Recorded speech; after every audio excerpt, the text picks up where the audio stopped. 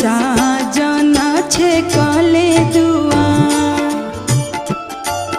आर के कारा करने बोलू हरल ये पापा